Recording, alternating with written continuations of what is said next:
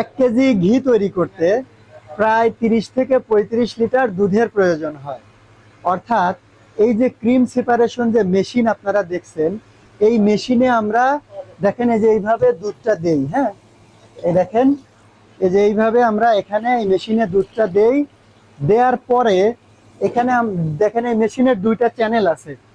অর্থাৎ এই 2টা চ্যানেলের একটা চ্যানেল দিয়ে দুধের যে তরল অংশ সেটা বের হয়, আর এই চ্যানেল দিয়ে দুধের যে মেইন অংশ ক্রিম বা ফ্যাট সেটা এখান দিয়ে বের হয়।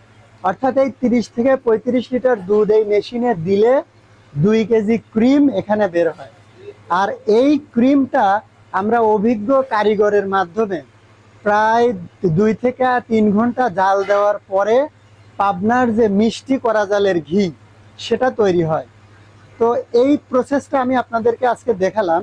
আপনারা চাইলে বাসায় বসে এভাবে খাঁটি ঘি তৈরি করে খেতে পারেন। তো এখানে কিছু বিষয় থাকে, যেমন বাসায় বসে এই যে একটা মেশিন, এটা কিন্তু অনেকের থাকবে না। তো এই ক্রিমটা কিন্তু অ্যাকুরেটলি সেপারেট করতে হয়। হ্যাঁ, এখানে যদি দুধের অংশ থেকে যায় তাহলে কিন্তু ঘি হবে না।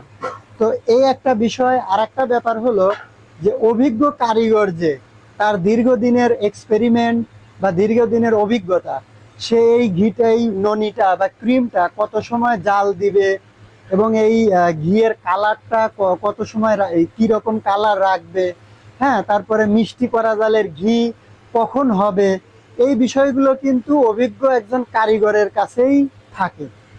তো আপনি যদি এই বিষয়গুলো আপনার জানা থাকে বা এই প্রসেসগুলো মেনটেন করতে পারেন, তাহলে আপনি বাসায় বসে এই পাবনার মিষ্টি করা জালের খাঁটি ঘি আপনি তৈরি করে খেতে পারেন।